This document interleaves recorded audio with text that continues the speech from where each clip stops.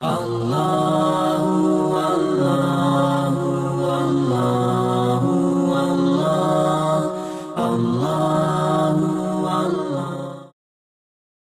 Coba deh, pernah nggak sih kamu lihat ke langit malam terus mikir, gimana caranya itu semua bisa ada di atas sana tanpa tiang sama sekali? Atau gimana bisa ya, dari air yang sama bisa tumbuh macam-macam tanaman dengan rasa dan bentuk yang beda-beda?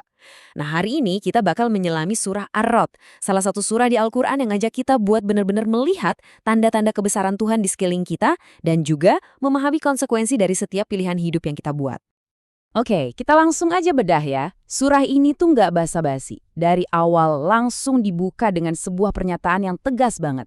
Apa yang disampaikan ini adalah kebenaran. Ini bukan sekedar kalimat pembuka loh, ini adalah fondasi untuk semua argumen yang akan dibangun setelahnya.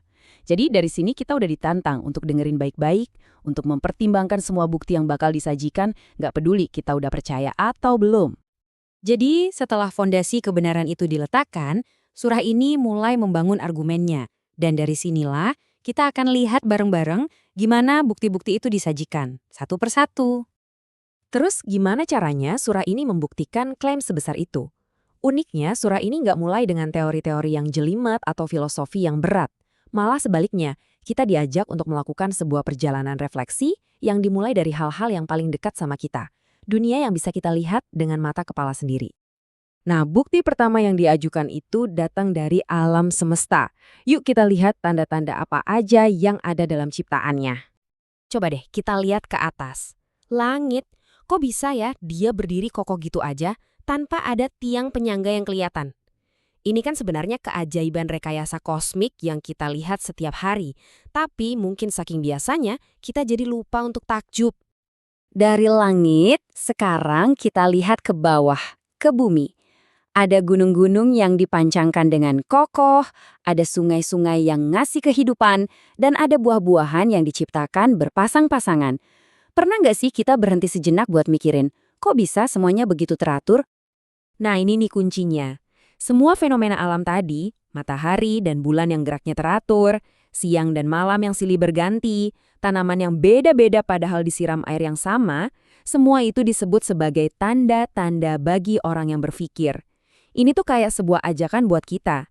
Kita mau jadi orang yang cuma sekedar melihat, atau kita mau jadi orang yang benar-benar mikirin makna di baliknya. Oke, dari yang kelihatan, sekarang narasi ini ngajak kita pindah ke dimensi yang nggak bisa kita lihat dengan mata telanjang. Realitas goib yang ternyata melingkupi hidup kita. Slide ini nunjukin konsep yang wow, dalam banget. Konsep kemahatauan Tuhan. Coba bayangin, gak ada satupun yang bisa disembunyiin. Mau itu bisikan paling rahasia, pikiran yang tersembunyi di tengah malam, sampai apa yang ada di dalam rahim. Semuanya diketahui.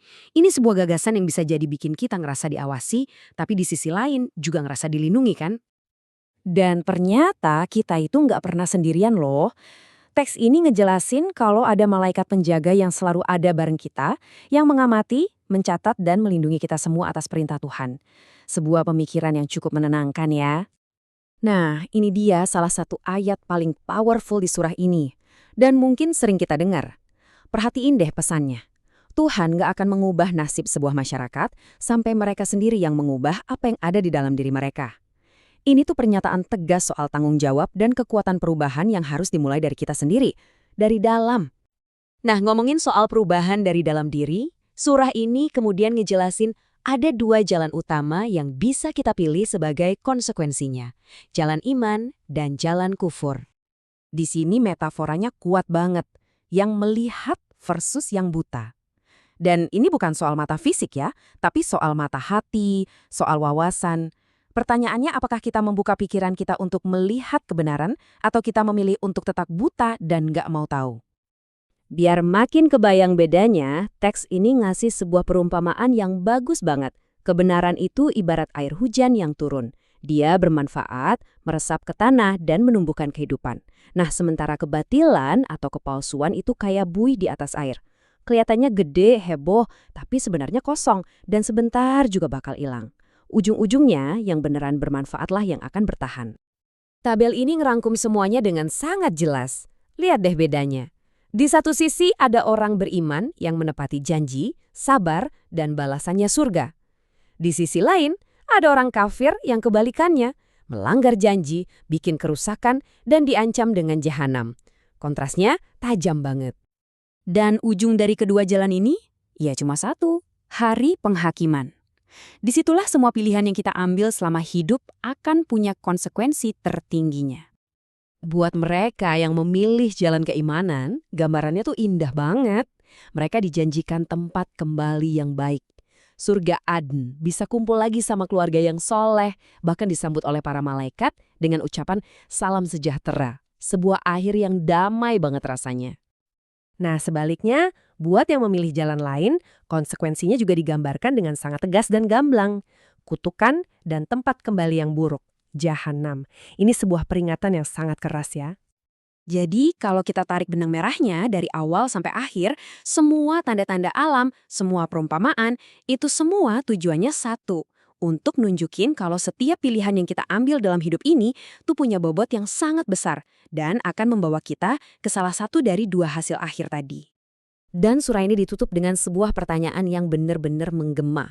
Maka, apakah sama orang yang tahu bahwa ini adalah kebenaran dengan orang yang buta? Ini bukan cuma pertanyaan retoris. Ini tuh kayak cermin yang disodorin langsung ke kita. Kita diajak buat nanya ke diri sendiri, akunya ada di posisi mana? Yang melihat atau yang buta? Sebuah pertanyaan untuk kita renungkan. Terima kasih sudah menyimak.